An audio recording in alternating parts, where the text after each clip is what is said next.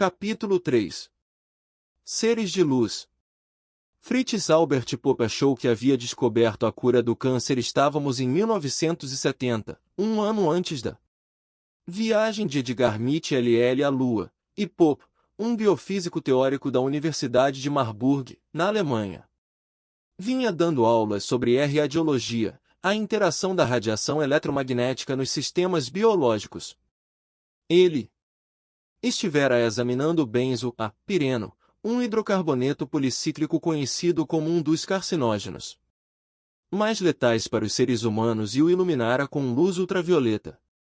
Pope brincava muito com a luz. Era fascinado pelo efeito da radiação eletromagnética sobre os sistemas vivos desde os tempos em que estudará na Universidade de Würzburg. Durante o período em que cursou a graduação, ele estudava na casa, às vezes na própria sala, onde viu El Röntgen por acidente tropeçara no fato de que os raios de determinada frequência podiam produzir imagens das estruturas rígidas do corpo. Pope estivera tentando determinar o que seria obtido se esse composto químico fatal fosse estimulado com luz ultravioleta, UV. Descobriu que o benzo-a-pireno possuía uma propriedade óptica bem estranha. Absorvia luz, mas em seguida remetia em uma frequência completamente distinta, como se um agente secreto da CIA interceptasse um sinal de comunicação do inimigo e o confundisse. Era uma substância química que também tinha a função de misturador, ou embaralhador, de frequências biológicas. Pope realizou então o mesmo teste no benzo-a-pireno, outro hidrocarboneto policíclico, que é praticamente idêntico sob todos os aspectos ao benzo-a-pireno, exceto por uma minúscula alteração na estrutura molecular. Essa diferença ínfima em um dos anéis do composto químico era fundamental, pois tornava-o benzo-a-pireno inofensivo para os seres humanos. A luz passava inalterada por essa substância química particular. Pope continuou perplexo com essa diferença e continuou a experimentar com a luz e com os compostos químicos. Ele realizou esse mesmo teste em 37 outras substâncias químicas, algumas causadoras de câncer, outras não. Depois de algum tempo, as coisas chegaram a um ponto em que ele era capaz de prever quais substâncias poderiam causar câncer. Os compostos químicos que eram carcinogênicos sempre recebiam a luz UV, absorviam-na e mudavam a frequência dela. Esses compostos químicos tinham outra propriedade estranha: cada um dos carcinógenos reagia à luz apenas em um comprimento de onda específico, 380 nanômetros. Pope continuou a se perguntar por que uma substância causadora de câncer seria um misturador de luz. Ele começou a consultar a literatura científica, em particular a respeito das reações biológicas humanas, e se deparou com informações acerca de um fenômeno chamado fotorreparação, e de conhecimento geral que, a partir de experiências biológicas de laboratório, se pudermos bombardear uma célula com luz UV de maneira que 99% dela, inclusive seu DNA, sejam destruídos, é possível reparar inteiramente o dano em um único dia apenas iluminando a célula com o mesmo comprimento de onda de intensidade muito fraca. Até hoje, os cientistas convencionais não entendem esse fenômeno, mas ninguém o questionou. Pope também sabia que os pacientes com um problema de pele chamado xeroderma acabam morrendo de câncer de pele porque o sistema de fotorreparação deles não funciona e, portanto, não repara o dano causado pelo sol. Pope ficou aturdido ao descobrir que a fotorreparação obtém máxima eficiência a 380 nanômetros, o mesmo comprimento de onda que os compostos químicos causadores de câncer embaralham e ao qual reagem. Foi aí que Pope deu seu salto lógico. A natureza era perfeita demais para que isso fosse uma simples coincidência. Se os carcinógenos só reagiam a esse comprimento de onda, ele precisava necessariamente estar de alguma forma relacionado com a fotorreparação. Se fosse este o caso, isso significaria que precisava haver alguma luz no corpo responsável pela fotorreparação. Um composto químico cancerígeno deve causar câncer porque bloqueia permanentemente essa luz e a embaralha, de modo que a fotorreparação não consegue mais funcionar. Pope ficou profundamente perplexo ao pensar nisso tudo.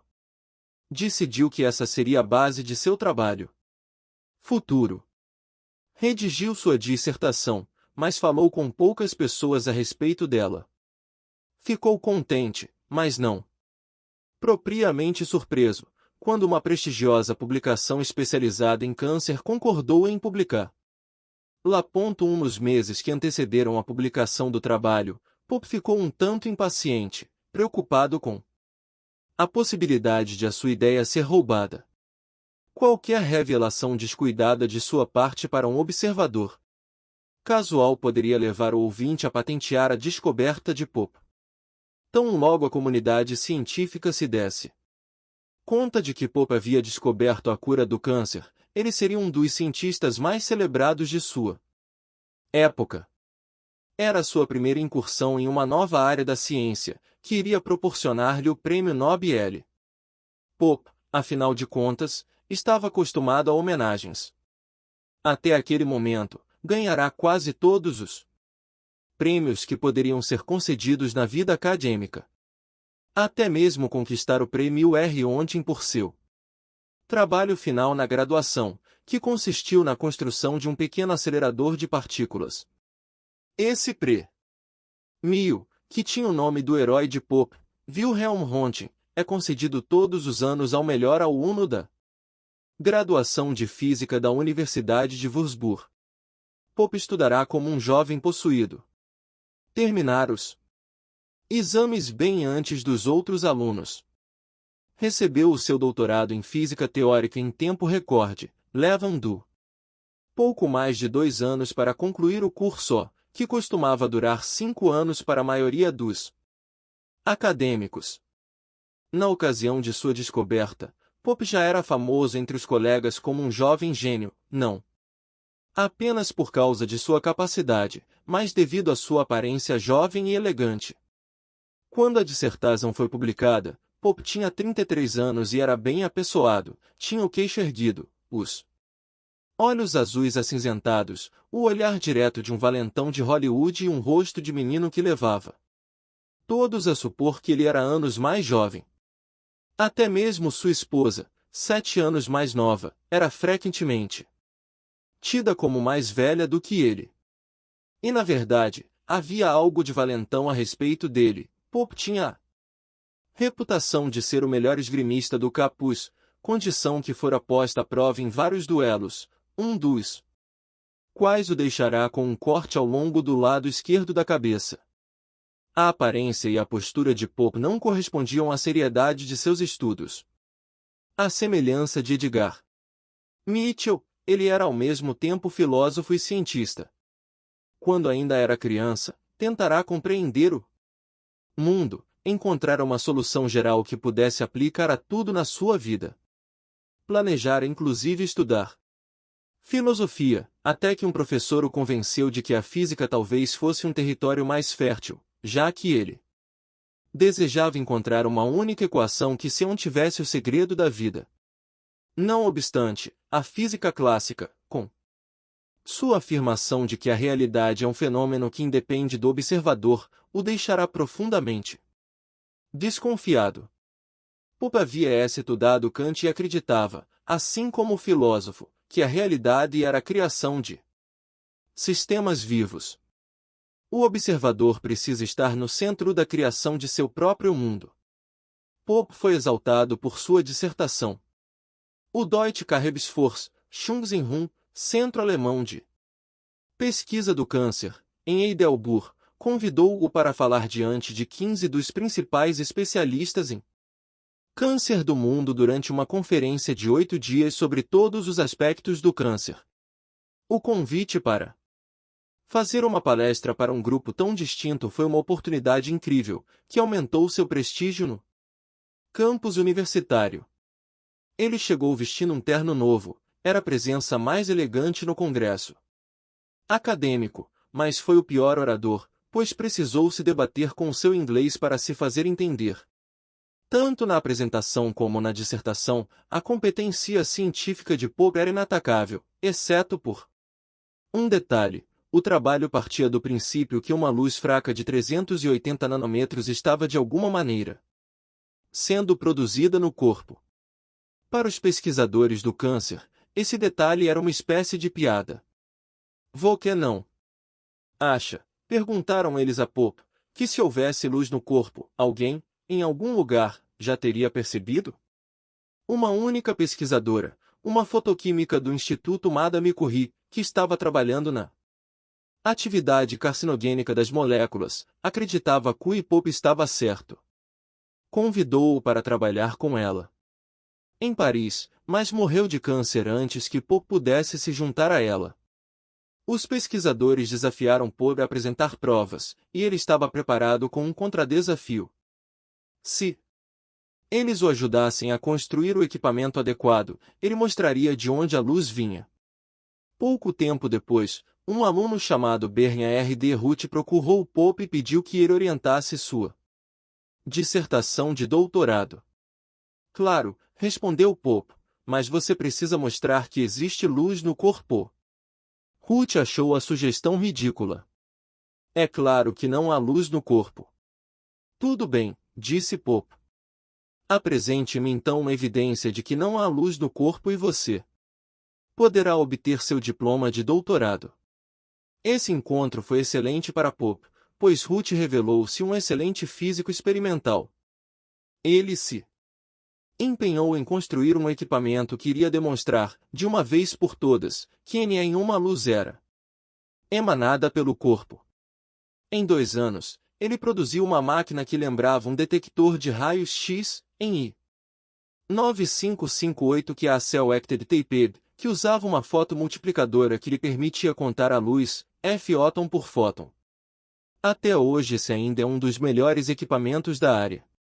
A máquina precisava ser altamente sensível, pois estaria medindo que Pope supunha ser emissões extremamente fracas. Em 1976, eles estavam prontos para o primeiro teste. Tinham cultivado pepinos que brotaram de sementes, que estão entre as plantas mais fáceis de cultivar, e os colocaram na máquina.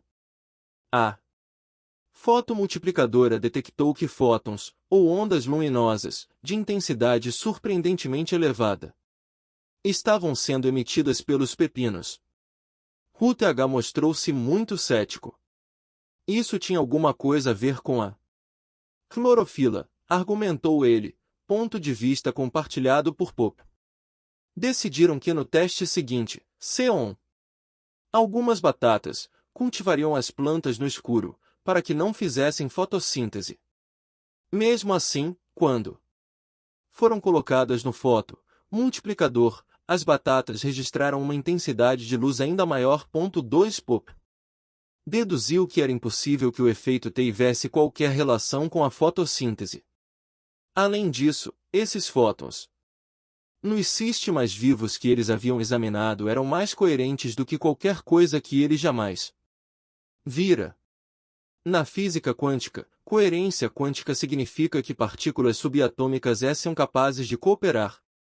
Essas ondas ou partículas subatômicas não apenas têm conhecimento umas das outras, mas estão altamente interligadas por faixas de campos eletromagnéticos comuns, de modo que podem se comunicar em conjunto. Elas são como uma profusão de diapasões que começam a reverberar juntos. Quando as ondas entram em fase, começam a agir como uma única onda gigante e uma única partícula subatômica gigante. Torna-se difícil distingui-las. Muitos dos estranhos efeitos quânticos vistos em uma única onda se aplicam ao todo. Algo feito a uma delas afetará as outras. A coerência estabelece a comunicação. E como uma rede telefônica subatômica, quanto maior a coerência, melhor a qualidade da rede telefônica e mais refinados são os padrões de onda do telefone. O Resultado final se assemelha um pouco a uma grande orquestra. Todos os fótons estão tocando juntos, mas com instrumentos individuais que são capazes de tocar parte solo. Não obstante, quando estamos ouvindo, é difícil distinguir um instrumento isolado. Ainda mais impressionante era o fato de Pope estar testemunhando o nível mais elevado possível de ordem quântica, ou coerência, em um sistema vivo. Em geral, essa coerência, chamada de condensado de Bose-Einstein, só é observada em substâncias S-materiais como os superfluidos ou supercondutores. Estudados em laboratório com ambientes extremamente frios, apenas poucos graus acima do zero absoluto. E não no ambiente quente desarrumado de um ser vivo. Pope começou a pensar a respeito da luz na natureza.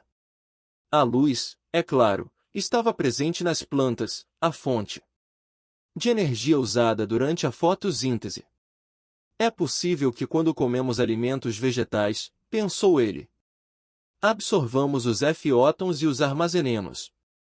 Por exemplo, se ingerirmos um pouco de brócolis, quando o digerimos ele é metabolizado em dióxido de carbono, CO, e água, mais a luz armazenada do Sol e presente na fotossíntese. Extraímos o C02 e eliminamos a água, mas a luz, uma onda eletromagnética, precisa ser armazenada. Quando recebida no corpo, a energia desses fótons se espalha, sendo depois distribuída por todos os espectros de frequências eletromagnéticas, da mais baixa à mais alta. Essa energia torna-se a força motriz de todas as moléculas do nosso corpo. Os fótons ativam os processos do corpo como um maestro introduz cada instrumento individual no som coletivo. Em frequências diferentes, eles executam funções distintas. Pope descobriu, por meio de experiências, que as moléculas nas células respondiam a certas frequências e que uma amplitude de vibrações dos fótons causava uma variedade de frequências em outras moléculas do corpo. As ondas de luz também responderam à pergunta de como o corpo era capaz de realizar, instantaneamente, complicadas façanhas com diferentes partes do corpo ou fazer duas ou mais coisas ao mesmo tempo. Essas emissões de biofótons, como ele estava começando a chamá-las, podiam fornecer um perfeito sistema de comunicação. Transferir informações para muitas células do organismo. Mas a pergunta mais importante permanecia, de onde elas estavam vindo? Um aluno muito talentoso de Pogo convenceu a tentar uma experiência.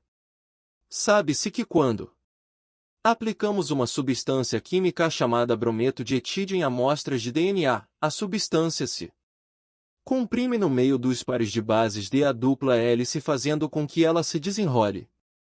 O aluno sugeriu que, após aplicar a substância, ele e Pope tentassem medir a luz que se desprendia da amostra. Pope descobriu que quanto mais ele aumentava a concentração da substância química, mais o DNA se desenrolava, e a intensidade da luz também ficava mais forte. 3 Ele também descobriu que o DNA era capaz de emitir uma vasta amplitude de frequências e que algumas delas pareciam associadas a determinadas funções. Se o DNA estivesse armazenando essa luz ele naturalmente emitiria mais luz quando se desenrolasse. Essas e outras pesquisas demonstraram a Pope que um dos maiores depósitos de luz e fontes de emissões de biofótons é o DNA. Este último deveria ser como o diapasão principal no corpo. Ele assia um área uma frequência particular e outras moléculas seguiriam o exemplo. Era perfeitamente possível, compreendeu Pope, que ele tivesse tropeçado no elo perdido da atual teoria do DNA, que talvez pudesse explicar o maior milagre em toda a biologia humana, a maneira como uma única célula se transforma em um ser humano. Um dos maiores mistérios da biologia é saber como nós e todos os outros seres vivos assumimos formas geométricas. A maioria dos cientistas modernos entendem por que temos olhos azuis ou como chegamos a ter 1,80 metros de altura, e até mesmo como as células se dividem. No entanto, a maneira como essas células sabem exatamente onde se colocar em cada estágio do processo de formação para que um braço se torne um braço e não uma perna, assim como o próprio mecanismo que leva essas células a se organizarem e se reunirem, formando algo que se parece com uma forma humana tridimensional, são coisas bem mais difíceis de compreender. A explicação científica habitual está relacionada às interações químicas entre as moléculas e com o DNA. A dupla hélice espiralada do código genético que contém um modelo das proteínas e aminoácidos do corpo. Cada hélice do DNA, ou cromossomo, e os 26 pares idênticos estão presentes em cada uma dos milhares de milhões de células do nosso corpo. 4. Contém uma longea cadeia de nucleotídeos, ou bases, de 4 diferentes componentes, abreviados como A, T, C e G, dispostos em uma ordem única em cada corpo humano. A ideia preferida é que existe um programa genético de genes que operam coletivamente para determinar a forma ou, na perspectiva de neodarwinistas como Richard Dawkins, que genes implacáveis, como os gangsters de Chicago, têm poderes para criar a forma e que nós somos máquinas de sobrevivência, veículos robóticos programados para preservar as moléculas egoístas, conhecidas como genes. 5. Essa teoria promove o DNA como o homem da renascença do corpo humano, arquiteto, mestre de obras e casa de máquinas, cujas ferramentas para toda essa incrível atividade são o punhado de substâncias químicas que formam as proteínas. A visão científica moderna é que o DNA de alguma maneira consegue construir o corpo e liderar todas as suas atividades dinâmicas simplesmente desligando e ligando de modo seletivo determinados segmentos, ou genes, cujos nucleotídeos, ou instruções genéticas, escolhem certas moléculas de RNA, que por sua vez selecionam, em um grande alfabeto de aminoácidos, as palavras genéticas que criam proteínas específicas. Essas proteínas são supostamente capazes de desenvolver o corpo e ligar e desligar todos os processos químicos no interior da célula que controlam o funcionamento do corpo. Sem dúvida, as proteínas desempenham um papel importante nas funções corporais.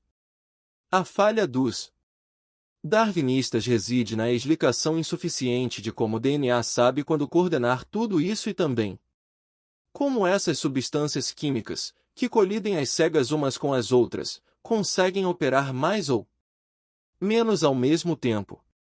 Cada célula passa, em média, por cerca de 100.000 reações químicas por segundo.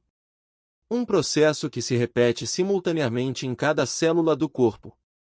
Em qualquer segundo considerado, ocorrem bilhões de reações químicas de um ou outro tipo. A cronometragem precisa ser muito refinada, pois, se qualquer um dos processos químicos individuais em todos os milhões de células do corpo saísse de sincronia por uma fração insignificante de tempo, os seres humanos explodiriam em uma questão de segundos.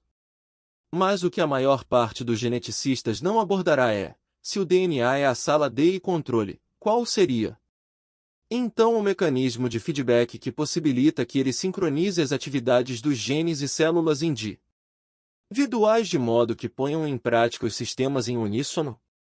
Qual é o processo químico ou genético que diz a certas células que elas devem se tornar uma mão e não um pé? E quais processos celulares ocorrem? Em que ocasião? Se todos esses genes estão funcionando juntos como uma orquestra inimaginavelmente grande, quem ou o que é o maestro? E se todos esses processos são causados por uma simples colisão química entre moléculas? Como podem funcionar rápido bastante para serem responsáveis pelos comportamentos coerentes que os seres humanos apresentam em cada minuto de suas vidas? Quando um ovo fertilizado começa a se multiplicar e produzir células filhas, cada uma começa a adotar uma estrutura e uma função que está de acordo com seu futuro papel no corpo.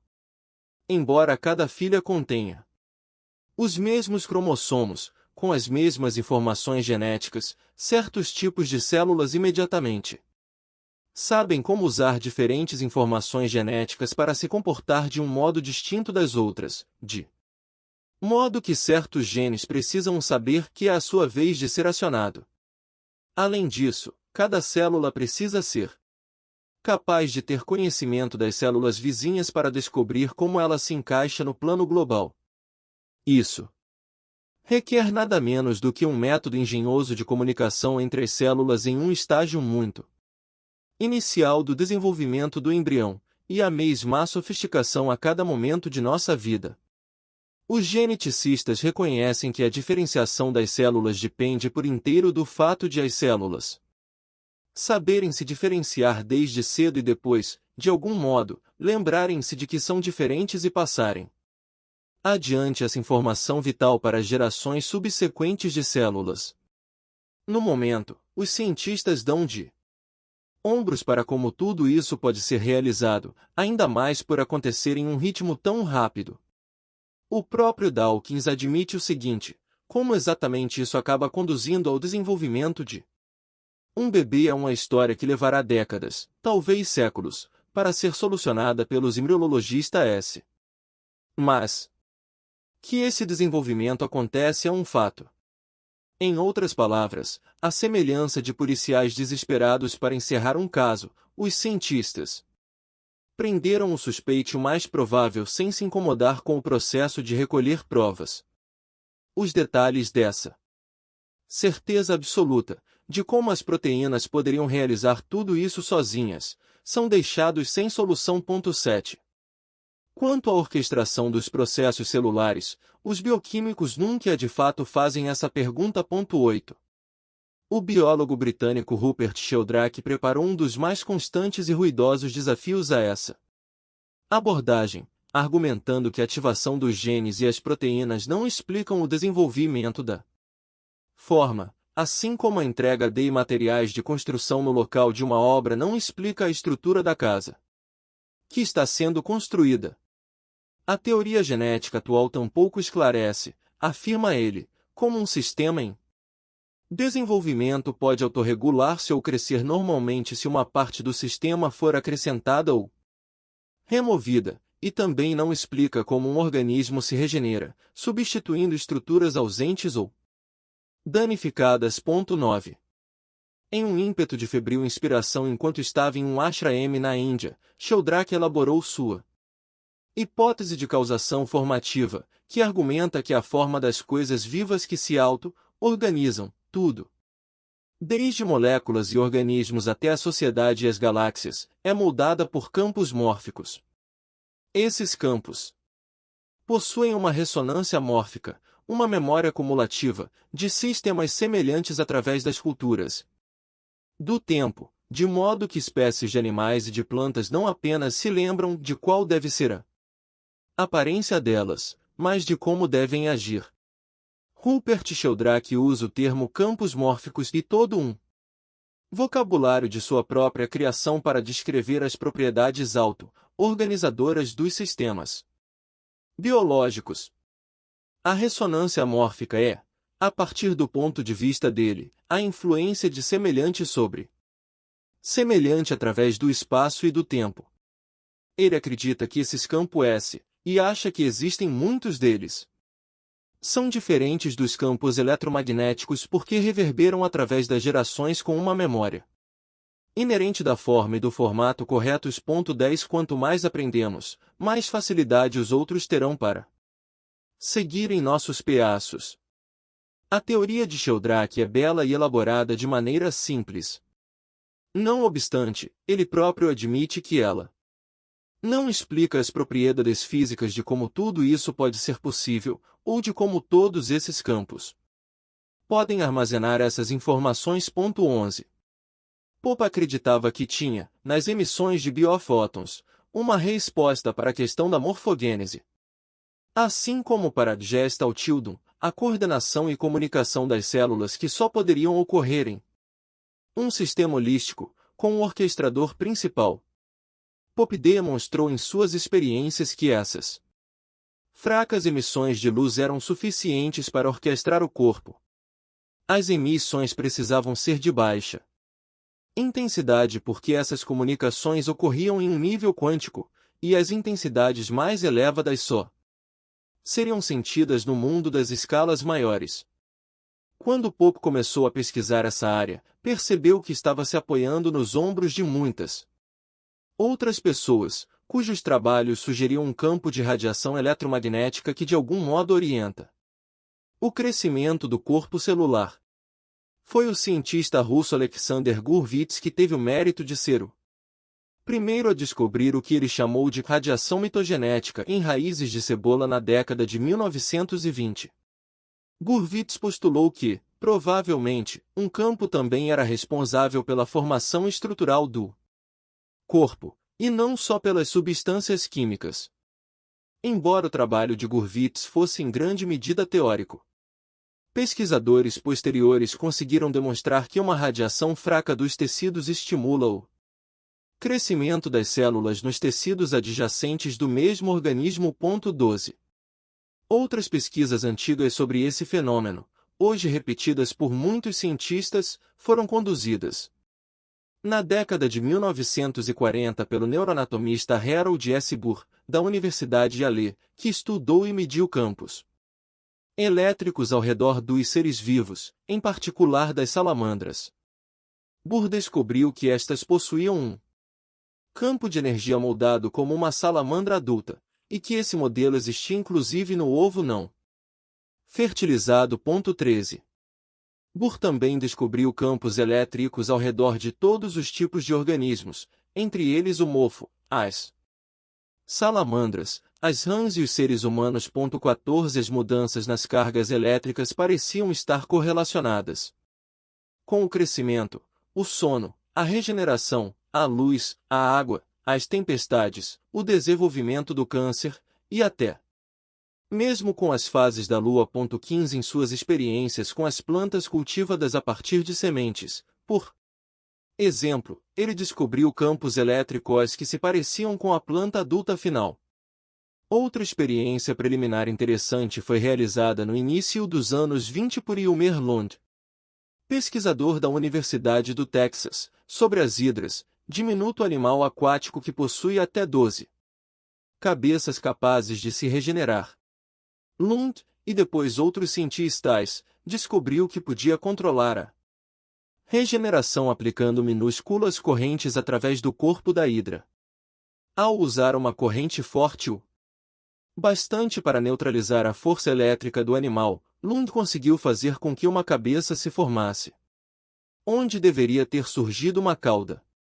Em pesquisas posteriores realizadas na década de 1950, G. Marsh e H. WBMS descobriram que na presença de voltagens elevadas, até mesmo um plateuminto intacto começa a se reorganizar, com a cabeça transformando-se em cauda e vice-versa. 16. No entanto, outras pesquisas demonstraram que embriões muito jovens, privados de seu sistema nervoso e transplantados para um embrião saudável, sobreviverão, como um irmão siamês, nas costas dos embriões saudáveis. Outras experiências ainda demonstraram que a regeneração pode até mesmo ser revertida ao se passar uma pequena corrente através do corpo de uma salamandra. O ortopedista Robert O. Becker se dedicou principalmente a um trabalho relacionado a tentativas de estimular ou acelerar a regeneração nos seres humanos e em outros animais. Entretanto, ele também publicou muitos relatos de experiências no Journal of Bone and Joint Surgery demonstrando uma corrente de lesão, onde animais como as salamandras, com membros amputados, desenvolvem uma mudança de carga no local do coto, cuja voltagem aumenta até que o novo membro apareça. 17. Muitos biólogos e físicos apresentaram a ideia de que a radiação e as ondas oscilantes são responsáveis pela sincronia da divisão celular e por enviar instruções cromossômicas para todo o corpo. Talvez o mais conhecido deles, Herbert Frulich, da Universidade de Liverpool e ganhador da prestigiosa Medalha Max Planck, Prêmio anual da Germain Physical Society que visa homenagear a carreira de um físico importante. Tenha sido um dos primeiros a introduzir a ideia de que algum tipo de vibração coletiva era responsável por levar as proteínas a cooperar umas com as outras e cumprir instruções do DNA e das proteínas celulares. Froelich até mesmo previu que certas frequências, hoje chamadas de frequências de Fröhlich, situadas logo abaixo das membranas da célula poderiam ser geradas por vibrações nessas proteínas. A comunicação por onda era supostamente a forma pela qual as menores atividades das proteínas, o trabalho dos aminoácidos, por exemplo, seriam executadas e uma boa maneira de sincronizar as atividades entre as proteínas e o sistema como um todo. 18. Em suas próprias pesquisas, Fröhlich demonstrara que uma vez que a energia atinge certo limiar, as moléculas começam a vibrar em uníssono até alcançar um nível elevado de coerência. No instante em que as moléculas atingem esse estado de coerência, elas adquirem determinadas qualidades da mecânica quântica. Inclusive a não localidade. Elas chegam ao ponto em que podem funcionar em conjunto. 19. O físico italiano Renato Nobili da Università degli Studi di Padova acumulou provas experimentais de que frequências eletromagnéticas ocorrem em tecidos animais. Ele descobriu em experiências que o fluido nas células promove correntes e padrões de onda, e que eles correspondem a padrões de onda captados em leituras de eletroencefalograma, EEC, realizadas no córtex cerebral e no couro cabeludo. 20 O russo Albert Senzent-György, ganhador do Prêmio Nobel, postulou que as células das proteínas atuam como semicondutores, preservando e passando adiante, como informações, a energia dos elétrons. 21. Contudo, a maior parte dessas pesquisas, inclusive o trabalho inicial de Gurvitz, havia sido em grande medida desconsiderado, principalmente porque não existia nenhum equipamento sensível o bastante para medir essas minúsculas partículas de luz antes da invenção da máquina de Pope.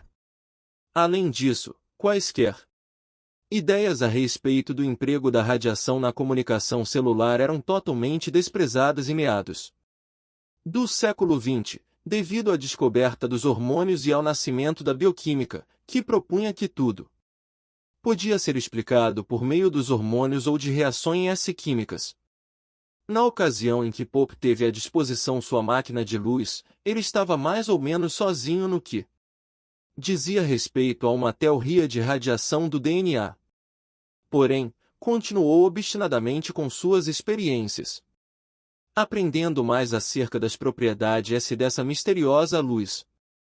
Quanto mais ele testava, mais descobria que todas as coisas vivas, das plantas e animais mais básicos aos seres humanos e sua sofisticada complexidade, emitiam uma corrente permanente de fótons, que variavam de apenas alguns poucos a centenas. O número de fótons emitidos parecia estar relacionado com a posição do organismo na escala evolucionária. Quanto mais complexo o organismo, menos fótons eram emitidos. Os animais e plantas rudimentares tendiam a emitir 100 fótons por centímetro quadrado por segundo, em um comprimento de onda entre 200 e 800 nanômetros, que corresponde a uma frequência muito elevada de onda eletromagnética, bem dentro da amplitude de luz visível, ao passo que os seres humanos emitiam apenas 10 fótons na mesma área, no mesmo tempo e na mesma frequência. Pope também descobriu outra curiosidade.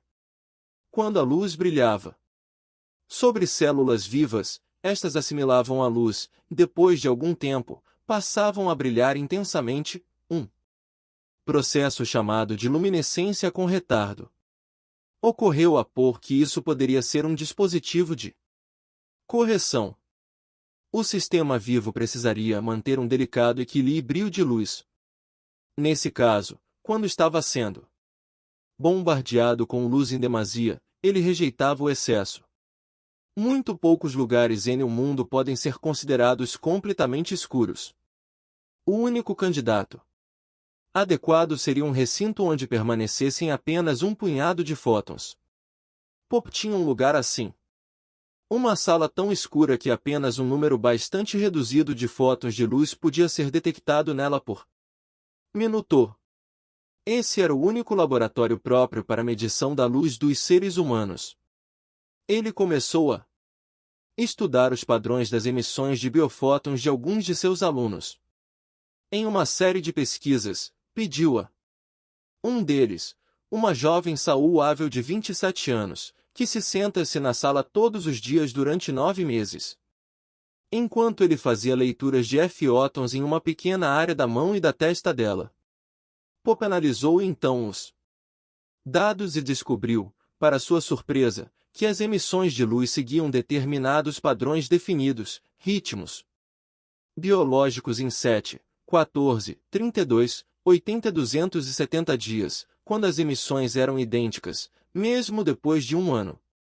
As emissões das mãos esquerda e direita também estavam relacionadas. Quando havia um aumento no número de fótons emitidos pela mão direita, um acréscimo semelhante ocorria nos da mão esquerda. Em um nível subatômico, as ondas de cada mão estavam em fase. Sob o aspecto da luz, a mão direita sabia o que a esquerda estava fazendo. As emissões também pareciam seguir outros ritmos biológicos naturais, similaridades foram observadas durante o dia ou a noite, por semana, por mês, como se o corpo também estivesse seguindo, além de seus próprios, os biorritmos do mundo. Até então, Pope havia estudado apenas pessoas saudáveis, encontrando uma refinada coerência no nível quântico. Mas que tipo de luz estaria presente em uma pessoa doente? Ele experimentou a sua máquina em uma série de pacientes com câncer. Em todos os casos, os pacientes tinham perdido esses ritmos periódicos naturais, assim como a coerência deles. As linhas de comunicação interna estavam embaralhadas. Haviam perdido a conexão com o mundo. Na verdade, a luz delas estava se extinguindo. Exatamente o oposto ocorria no caso da esclerose múltipla, um estado de ordem excessiva. As pessoas com essa doença estavam assimilando um excesso de luz, o que estava inibindo a capacidade das células desempenharem suas atividades. O excesso de harmonia cooperativa impedia a flexibilidade e a individualidade. É como um número excessivo de soldados marchando em sincronia quando atravessam uma ponte, fazendo com que ela desmorone. A coerência perfeita é um estado ideal entre o caos e a ordem. No caso do excesso de cooperação, era como se cada membro da orquestra não fosse mais capaz de improvisar.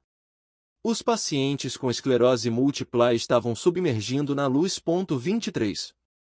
Pope também examinou o efeito do estresse. Em situações de estresse, a incidência de emissões de biofótons aumentava, um mecanismo de defesa destinado a tentar devolver o equilíbrio ao paciente. Todos esses fenômenos levavam Pope a pensar nas emissões de biofótons como uma espécie de correção da parte de um sistema vivo de flutuações do campo de ponto zero. Todo sistema gosta de ter um mínimo de energia livre. Em um mundo perfeito, todas as ondas cancelariam umas às outras por meio da interferência destrutiva. No entanto, isso é impossível com o campo de ponto zero, onde essas minúsculas flutuações de energia constantemente perturbam o sistema.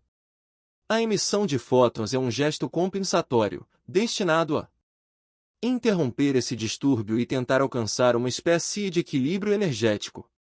No pensamento de Pope, o campo de ponto zero obriga o ser humano a ser uma vela. O corpo mais saudável teria a luz mais baixa e estaria mais próximo do estado zero, o estado mais desejável, o mais perto que as coisas vivas poderiam chegar do nada. Pope reconheceu então que o objeto de sua experimentação era algo ainda maior do que uma cura para o câncer ou a Gestaltil de Jung. Ele estava diante de um módulo que oferecia uma explicação melhor do que a Teoria neodarwinista vigente para a maneira como os seres vivos evoluem no planeta. Em vez de um sistema de erro auspicioso, mas essencialmente aleatório, o fato de o DNA usar frequências de todo tipo como ferramenta de informação sugeriria, ao contrário, um sistema de feedback de perfeita comunicação, por meio de ondas que codificam e transferem informações. Talvez isso pudesse explicar a capacidade de regeneração do corpo. Os corpos de inúmeras espécies de animais têm demonstrado a capacidade de regeneração de um membro perdido. As experiências com salamandras na década de 1930 demonstraram que um membro inteiro, pata, pulso, osso, antebraço, podia ser amputado e se regenerar por completo como se estivesse seguindo um projeto oculto. Esse modelo talvez pudesse explicar também o fenômeno do membro fantasma, a forte sensação física que pessoas mutiladas têm de que uma perna ou um braço amputado ainda está presente.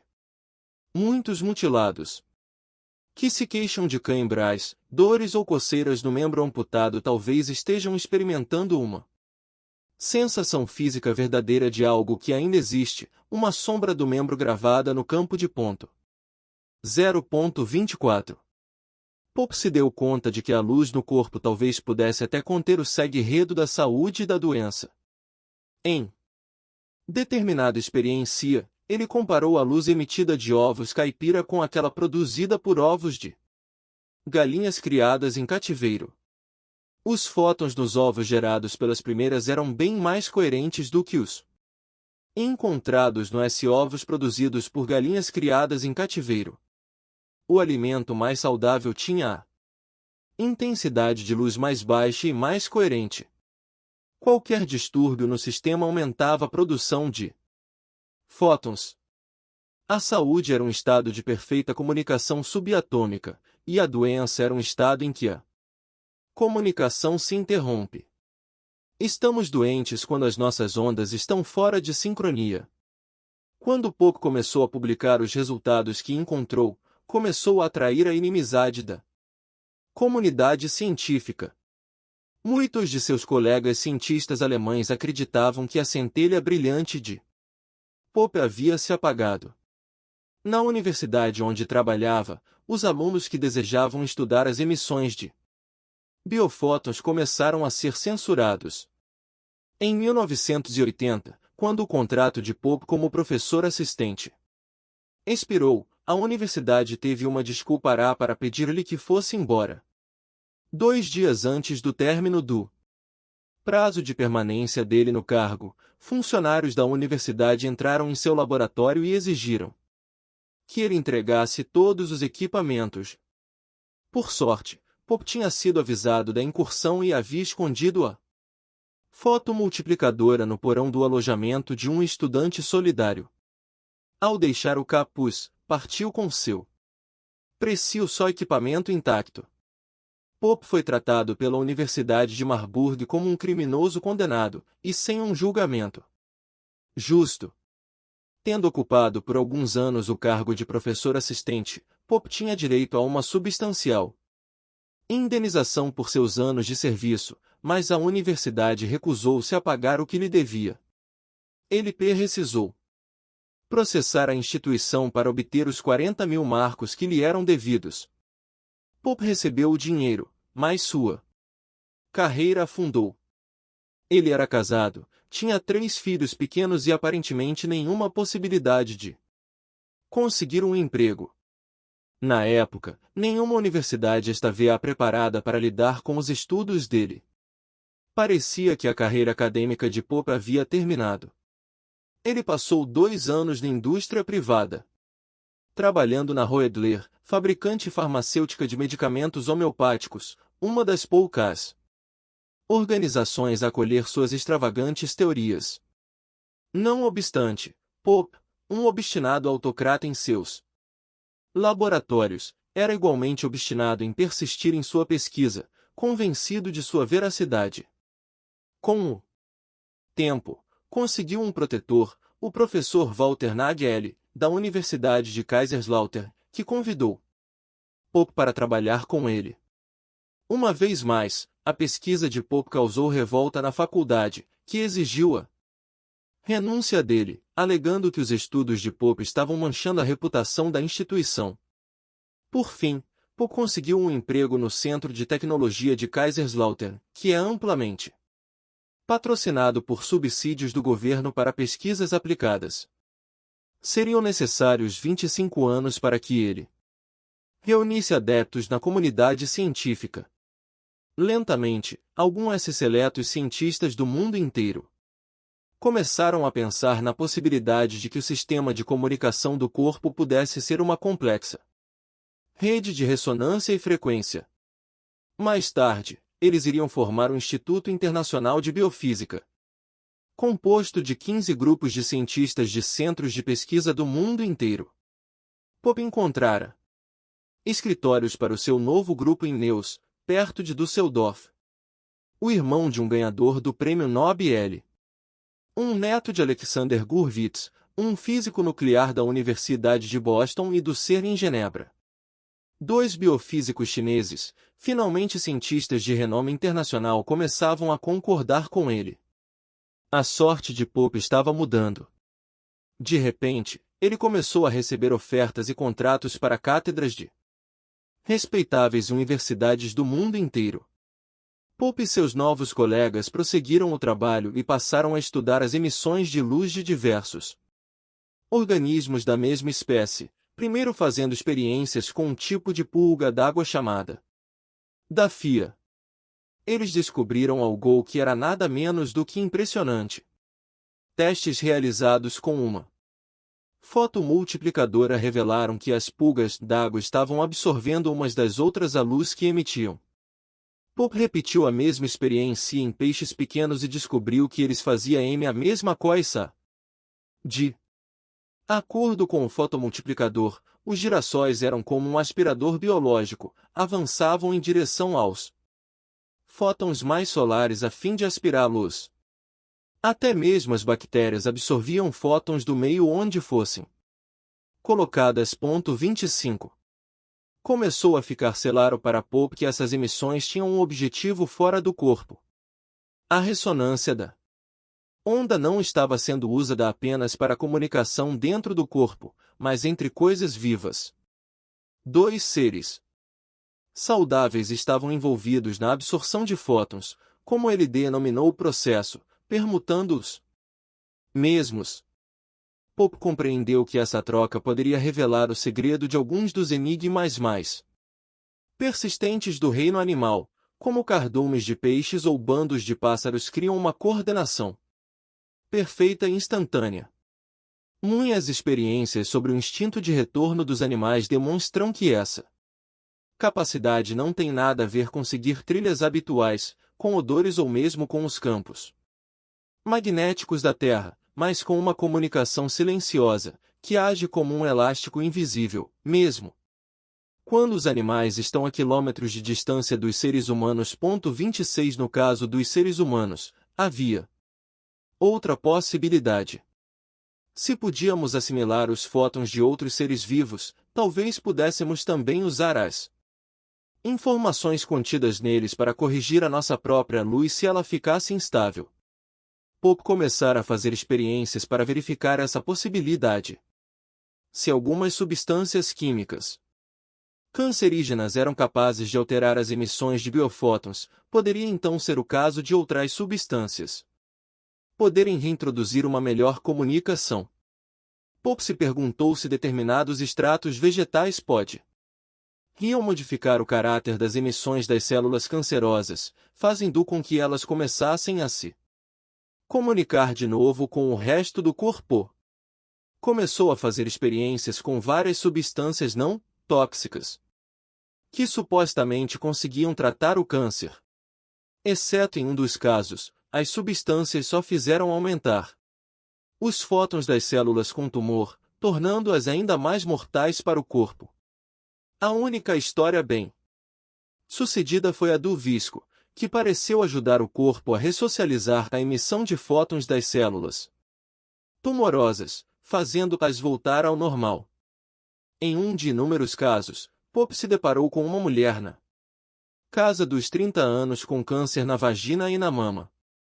Experimentou o visco e outros extratos vegetais em amostras do tecido canceroso da mulher e descobriu que um medicamento particular à base de visco criava uma coerência no tecido semelhante à do corpo.